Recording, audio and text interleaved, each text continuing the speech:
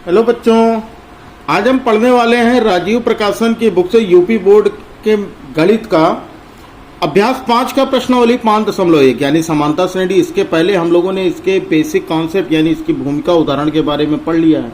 अगर आप भी 95 प्लस मार्क्स गेन करना चाहते हो इस बार बोर्ड एग्जाम में तो पूरी की पूरी सीरीज देखिए। अगर आपने इसके पहले की वीडियो नहीं देखी है तो वो भी देख लीजिएगा, लिंक डिस्क्रिप्शन में है। तो चलो आज हम लोग एक्सरसाइज 5.1 सॉल्व करते हैं और पहला क्वेश्चन आते हैं सीधे, ठीक है। लेकिन क्लास शुरू करने से पहले आपसे रिक्वेस्ट है कि वीडियो बनाने में थोड़ी सी मेहनत लगती है, तो उसके लिए बस आपसे किसी पैसे के नहीं, बस एक लाइक कर दीजिएगा, अपने किसी एक फ्रेंड को शेयर कर दीजिएगा और चैनल को सब्सक्राइब कर बेल आइकन को प्रेस कर लीजिएगा। चलो फिर हम शुरू करते हैं अपना फर्स्ट क्वेश्चन। पहला क्वेश्चन देखो, निम्नलिखित में से प्रत्येक समांतर श्रेणी के लिए प्रथम पद ए तथा सार्वंतर डी लिखिए, ठीक है। अब हमें पहला क्वेश्चन क्या दिया गया, हमें दिया गया 3 -2 -7 -12।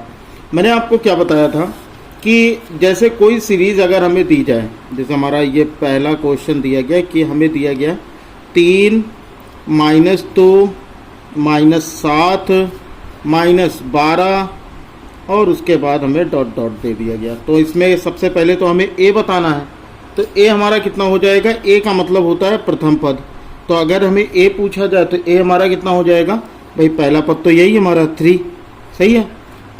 और उसके बाद हमें डी पूछ रहा है सार्वंतर, और सार्वंतर को हम लिखते हैं डी से।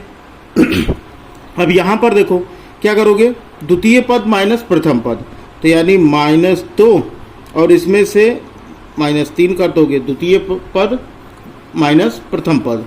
तो माइनस माइनस का सॉल्यूशन क्या होता है, प्लस होता है। तो निशान हमारा क्या हो जाएगा, माइनस का, यानी ए हमारा 3 हो जाएगा और डी हमारा कितना हो जाएगा, -5। यानी प्रथम पद ए 3 हो गया और सार्वंतर कितना हो गया, -5 हो गया। चलो अब हम दूसरा क्वेश्चन, आप तो ये समझ ही गए होंगे, अगर आपने इसके पहले उदाहरण जो मैंने हल कराया था वो देखे होंगे तो भी आपको समझ में आ गया होगा। चलो अगला देखो, 11 11 11 11 और उसके बाद हमें इसमें बताना है कि प्रथम पद क्या होगा।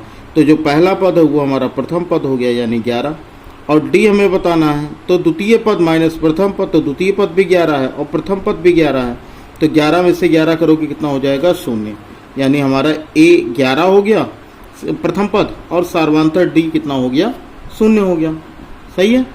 चलो आगे देखो, अगला हमारा जो तीसरा दिया गया, थर्ड दिया गया हमें 5 सही 1/2, 9 सही 1/2, 13 सही 1/2 और उसके बाद 17 सही 1/2 और उसके बाद हमें डॉट डॉट करके दे दिया गया। अब ये पूछ रहा है इसमें प्रथम पद। अब तो आप आसानी से बता लोगे कि प्रथम पद क्या है। प्रथम पद आप कहोगे सर 5 सही 1/2 है, बिल्कुल। तो ये हो गया हमारा 5 सही 1/2, सही है। और सार्वंतर पूछ रहा है यानी कि डी, तो द्वितीय पद 9 सही 1/2, इसमें से माइनस कर दो, 5 सही 1/2 को माइनस कर दो, बस आ जाएगा हमारा आंसर। अब यहाँ पर क्या करेंगे हम, कैसे हम इसको करेंगे, तो भाई आप ऐसे डायरेक्ट भी कर सकते हो, 9 में से 5 जाएगा 4, सही है। लेकिन हम यहाँ पर प्रॉपर वे में करते हैं, तो 2 9 18 और 1 19 यानी 19/2 हो जाएगा। माइनस यहाँ से 2 पंचे 10 और 1 11, तो 11/2 हो जाएगा। अब यहाँ पर आप 2 एलसीएम ले लोगे अपना लासा और 19 - 11 कर लोगे, और 19 - 11 करोगे कितना हो जाएगा, 9 में से 8, तो कितना हो गया हमारा 8/4। बताओ ये बात समझ में आ रही, 5 2 9 18 1 19 और 2 पंचे 10 1 11, तो यहाँ हो गया हमारा /2। बताओ सही है कि नहीं, 9 में से 2 1 2 2 चौक 8, तो इसका मतलब इसका उत्तर कितना हो जाएगा हमारा, सार्वंतर 4 हो जाएगा। बताओ भाई बात समझ में आ गई इतनी सभी को। इतने में अगर कोई दिक्कत हो तो अभी बता दो, क्लियर है। कोई भी प्रॉब्लम होगी ना कमेंट बॉक्स में बेझिझक बताना, क्योंकि पढ़ लिया इसीलिए चैनल का नाम है, क्योंकि जब तक आपको पूरी तरह से समझा नहीं देंगे तब तक भाई सुकून कहाँ। चलो अगला देखो, 0.6 1.7 2.8 3.9 और उसके बाद हमें डॉट डॉट दिया गया। अब इसमें आपको प्रथम पद बताना है, तो ए बराबर हो जाएगा 0.6 और डी बराबर हो जाएगा द्वितीय पद यानी 1.7 माइनस प्रथम पद यानी 0.6। अब माइनस करके देखो, 7 में से 6 गया 1, 1 में से 0 गया 1 और 1 नंबर के पहले डेसिमल है तो डेसिमल लगा दो। तो आ गया हमारा ए हो गया, प्रथम पद हो गया 0.6 और सार्वांतर यानी डी हो गया हमारा 1.1। बताओ भाई, पहला क्वेश्चन आपको समझ में आ गया होगा, बहुत ही आसान सा क्वेश्चन था। चलो अब हम दूसरा क्वेश्चन देखते हैं। इसका दूसरा क्वेश्चन हमें क्या दिया गया, देखो सेकंड क्वेश्चन हमें दिया गया है कि निम्नलिखित में से कौन कौन समांतर श्रेणी है। यदि कोई समांतर श्रेणी है तो सार्वांतर और इनके 3 और पद लिखिए, है ना। अब देखो यहाँ पर हमें दिया गया, जो पहला क्वेश्चन दिया गया है ये हो गया हमारा √3, फिर हो गया हमारा √12, फिर हो गया √27, फिर हो गया √48, ये हमें दिया गया है। ठीक है, अब चलो इसमें हम पहचानते हैं कि क्या ये समांतर श्रेणी है। कैसे पहचानोगे भाई, सबसे पहला काम तो ये करो आप कि इसको सबके वर्गमूल निकाल लो। जैसे √3 का तो निकलेगा नहीं, तो भाई √3 लिखा रहे हैं, तो 12 को आप वर्गमूल निकाल सकते हो। 12 का कितना होता है, 4 3 12, तो 4 का वर्गमूल होता है 2 और 3 का तो निकलेगा नहीं। 27 का आप निकाल सकते हो, 9 3 27, 9 का हो जाएगा 3 और 3 का तो निकलेगा नहीं। ठीक है, 16 3 48, तो 16 का वर्गमूल होगा 4, तो ये हो जाएगा √3। देखो सब ये बात समझ में आई आपको भैया। √3 था, 12 का वर्गमूल हमने निकाला। अगर नहीं समझ में आता तो आप अभाज्य गुणनखंड करके देख लो। देखो 2 6 12, 2 3 6 और 3 1 3, तो यहाँ से 2 का जोड़ा बन रहा है हमारा, 3 नहीं बन रहा तो 3 अंदर रह गया। ऐसे ही 27 का करोगे, 3 × 3 × 3, तो 3 का जोड़ा बन गया, वो बाहर आ गया। यहाँ पर √3 हमारा बच गया। वैसे ही 48 का 4 चौक 16, 3 48, तो 4 का जोड़ा बन गया, तो 4 बाहर, √3 अंदर। सही है, यानी यहाँ पर कह रहा है कि कौन कौन से समांतर श्रेणी है। तो सबसे पहले तुम ये चेक करते हैं कि D बराबर चेक कर लो। देखो D बराबर कितना हो जाएगा, यहाँ पे सबसे पहले D1 चेक करो, यानी द्वितीय पद माइनस प्रथम पद, तो ये हो जाएगा 2 √3 माइनस √3। सही है, तो 2 - 1 हो जाएगा 1 √3। ये बात समझ में आई। फिर उसके बाद अगला देखा निकाल के देख लो, ये D2 यानी A3 - A2, तो हो जाएगा 3 √3 माइनस ये हो जाएगा 2 √3। सही है, अब 3 - 2 करोगे तो भी 1 होगा। अब उसके बाद अगला करके देख लो D3, मतलब इनके बीच का अंतर करके देख लो, 4 √3 माइनस 3 √3। अब 4 में से आप 3 माइनस करोगे तो भी 1 आएगा, तो इसका मतलब ये भी √3। तो सब जगह पर सार्वंतर क्या है, समान है। तो हम लिख देंगे अतः यह समांतर श्रेणी है। क्या लिखना है, कौन सा समांतर श्रेणी है, तो लिख देंगे अतः यह एक समांतर श्रेणी है, यह एक समांतर। सही है, अगर एग्जाम में आएगा तो आप ऐसे ही लिखोगे। ठीक है, समांतर श्रेणी है। चलो ये बात समझ में आ गई। फिर कह रहा था कि अगर इनका सार्वांतर क्या है, तो सार्वांतर भैया D हमारा 3 है, बस खत्म बात। √3 यही हमारा सार्वांतर, यही क्वेश्चन पूछ रहा था। और इनके 3 पद और लिखो। चलो ठीक है, ये भी बता देते हैं। कितने पद दिए हैं, 1 2 3 4 पद दिए हैं। तो मतलब हमको A5 बताना है, A6 बताना है और A7 बताना है। कह रहा 3 पद और लिखो। तो जो भी हमको दिया है, जैसे हमको आखिरी पद दिया है 4 √3, तो इसमें आप सार्वांतर प्लस कर दो, तो अगला पद हो जाएगा हमारा 5 √3। ये समझ में आया। फिर अगला निकालना है, तो A5 में फिर √3 प्लस कर दो, तो 5 √3, इसमें √3 आप प्लस करोगे तो ये हो जाएगा बाबू 6 √3। अगला है 6 √3 में फिर सार्वांतर को जोड़ोगे तो हमें अगला पद मिल जाएगा, तो हो जाएगा ये 7 √3। इसका मतलब ये होंगे हमारे 3 अगले पद।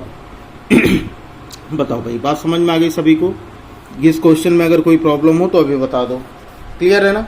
चलो आगे बढ़ते हैं। अब हमारा अगला क्वेश्चन देखो अगला क्वेश्चन हमारा क्या दिया गया।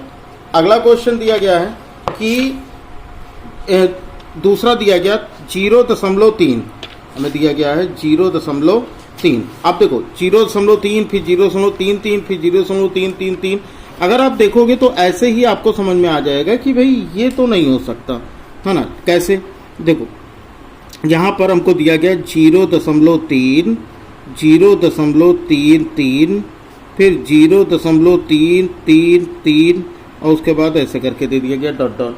तो हम यहाँ पर तीनों के D1 निकाल लेते। देखो D1 क्या हो जाएगा, पहला 0.33 और उसमें से इस वाले 0.3 को माइनस कर दो तो कितना हो जाएगा हमारा, यहाँ हो जाएगा हमारा 0.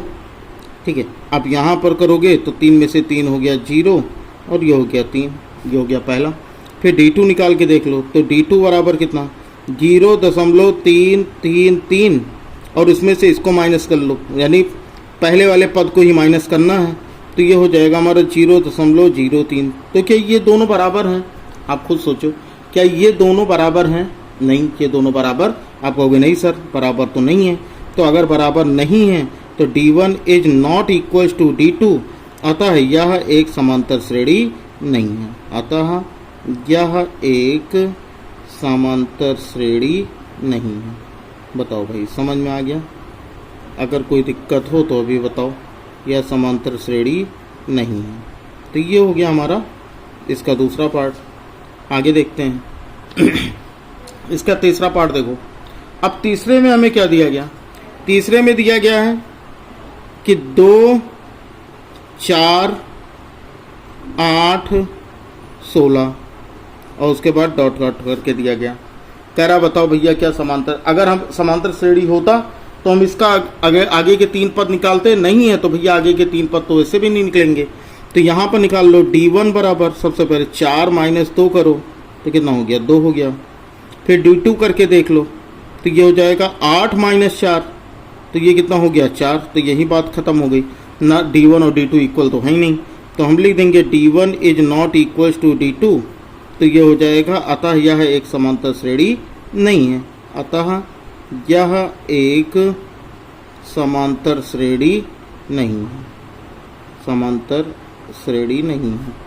आसान से क्वेश्चंस हैं, ऐसे ही आपको एग्ज़ाम में भी मिलेंगे।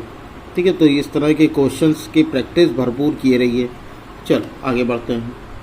अगला इसका जो 5th पार्ट दिया गया, 5th पार्ट में दिया गया है 1 की घात 2, 3 की घात 2, 5 की घात 2, 7 की घात 2 और उसके बाद डॉट डॉट करके दे दिया गया।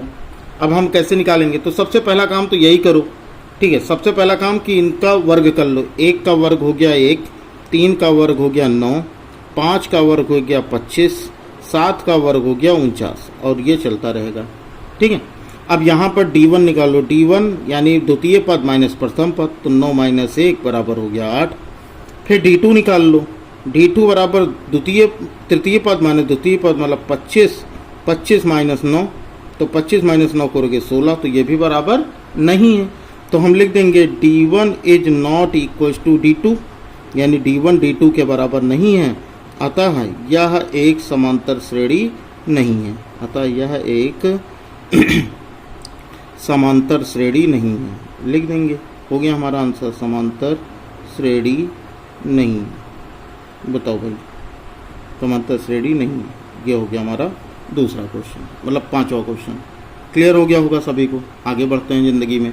चलो भाई अगला क्वेश्चन देखो। अगला इसका जो 6th पार्ट दिया गया है, ये दिया गया है 4, फिर 4 + √2, फिर दिया है 4 + 2 √2, फिर दिया है 4 + 3 √2 और उसके बाद हमें डॉट डॉट करके दिया गया है ना। अब यही तो हमारा क्वेश्चन है। अब इसको कैसे सॉल्व करोगे आप खुद सोचो, इसको कैसे सॉल्व करोगे। तो सबसे पहले तो मैंने क्या कहा, आपको D निकालना है। तो सबसे पहले D1 निकाल लो। D1 द्वितीय पद यानी 4 + √2 और इसमें से 4 माइनस कर दो यानी प्रथम पद को, तो 4 - 4 तो 0 हो जाएगा, तो बचेगा कितना √2। चलो ठीक है, पहला हमारा जो सर्वांतर आया वो कितना आया है √2। फिर दूसरा निकाल लो, तो ये हो जाएगा, इसमें से इसको माइनस करोगे आप, है ना। तो ये हो जाएगा हमारा 4 + 2 √2 और इसमें से माइनस करोगे 4 + √2 को। अब सोचिए ये कैसे होगा। अब ये आपने पढ़ा होगा पिछली क्लासेस में कि कैसे आप परिमेय संख्याओं को घटा सकते हैं, जोड़ सकते हैं। तो 4 + 2 √2 और ब्रैकेट खोल लो। माइनस प्लस का गुणा माइनस होता है 4, माइनस प्लस का गुणा माइनस √2। अब देखो ये 4 प्लस में ही 4 माइनस में, तो 4 - 4 0 हो गया। 2√2 में से 1√2 घटाओगे तो बचेगा 1√2, यानी D2 बराबर भी √2 आ गया। आगे करके देख लो, D3 भी करके देख लो बाबू। तो D3 हो जाएगा कितना, A4 minus A3, A4 minus A3। तो यहाँ से बिल्कुल वैसे ही करोगे, 4 + 3√2 माइनस कितना हो जाएगा हमारा, 4 + 2√2। सही है। अब इसको सॉल्व कर लो, यहाँ पर हो जाएगा हमारा 4 + 3√2 और माइनस प्लस का -4 और माइनस प्लस का माइनस, ये हो गया 2√2। अब देखो ये +4 है, ये -4 है, तो 0 हो जाएगा, तो काट दो। 3√2 माइनस 2√2 यानी 1√2, तो ये भी √2 आ गया। तो इसका मतलब हमारा जो D1 है वो इक्वल टू D2 के और इक्वल टू D3 के, है कि नहीं। तो इसका मतलब क्या है, अतः यह एक समांतर श्रेणी है। अतः यह एक समांतर श्रेणी है, यह एक समांतर श्रेणी है। चल, अब फिर जब यह समांतर श्रेणी है तो इसका मतलब हमको आगे के 3 पद भी बताने हैं, यही तो हमारे क्वेश्चन में था। इसका मतलब A1, A2, A3, A4 दिया है, तो हमें A5, A6 और A7 हमें बताना है।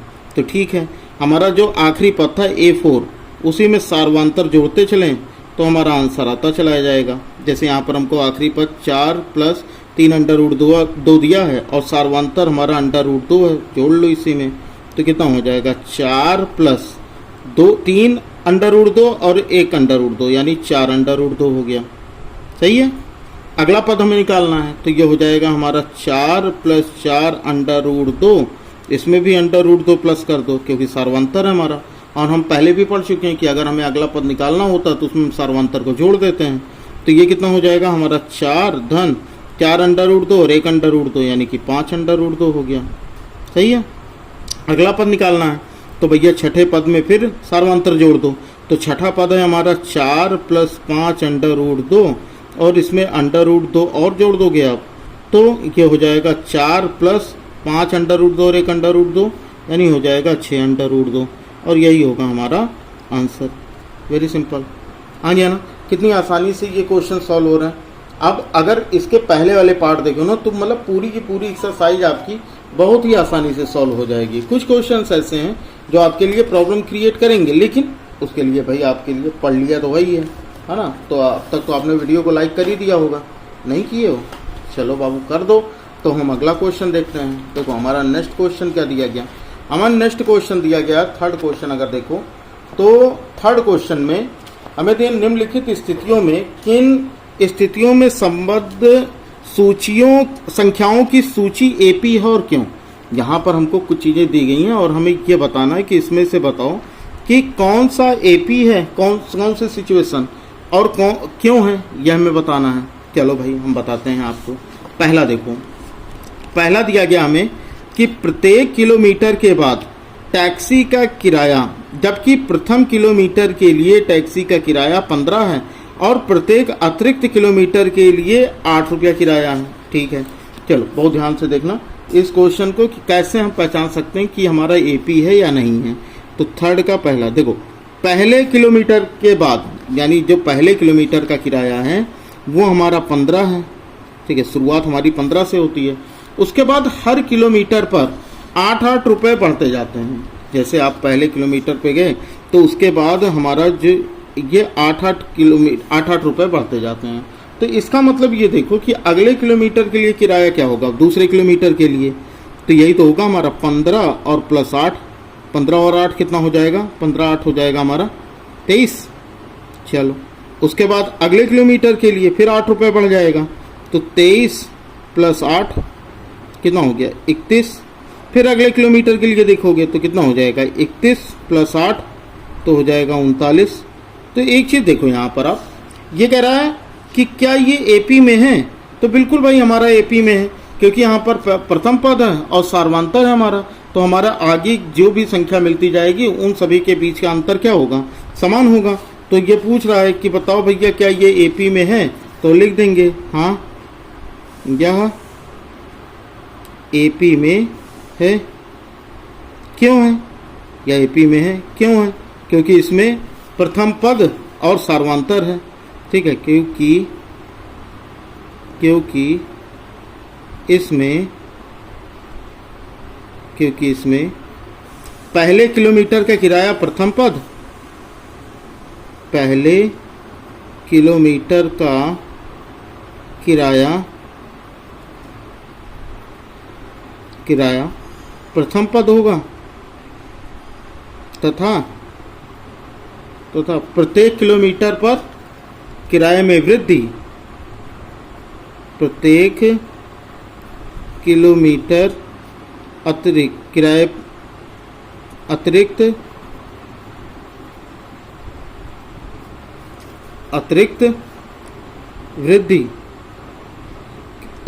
किराया वृद्धि क्या होगी? सार्वंतर होगी, ठीक है ना, वृद्धि सार्वंतर है। बस हो गया बात हमारा। बताओ भाई, समझ में आया? बस यही मैं बताना है। बताओ, पहले क्वेश्चन में अगर कोई दिक्कत हो तो बता दो, ठीक है। चलो अगला देखते हैं क्या दिया गया। अगला दिया गया कि किसी बेलन में उपस्थित हवा की मात्रा, जबकि वायु निकालने वाला पंप प्रत्येक बार बेलन की शेष हवा का 1/4 भाग बाहर निकाल देता है। अब इस क्वेश्चन को हम लोग नेक्स्ट क्लास में सॉल्व करेंगे। अभी आज के लिए आपके लिए पहला क्वेश्चन यही हम इसलिए बता दिए क्योंकि हमको शुरुआत करनी थी, तो यहाँ पर हमने पहला क्वेश्चन बता दिया। अब इसका सेकंड पार्ट जो होगा वो आपको डिस्क्रिप्शन में इसकी लिंक मिल जाएगी, वहाँ से जाकर देख लीजिएगा, ठीक है ना। चलो बच्चा लोग, अगर वीडियो पसंद आई हो तो वीडियो को लाइक कर दीजिएगा, अपने फ्रेंड में शेयर कर दीजिएगा, और चैनल पर नए होंगे तो चैनल को सब्सक्राइब कर बेल आइकन को प्रेस कर लो। चलो फिर बच्चा लोग, पढ़ते रहो, मिलते हैं अगली क्लास में। तब तक के लिए जय हिंद।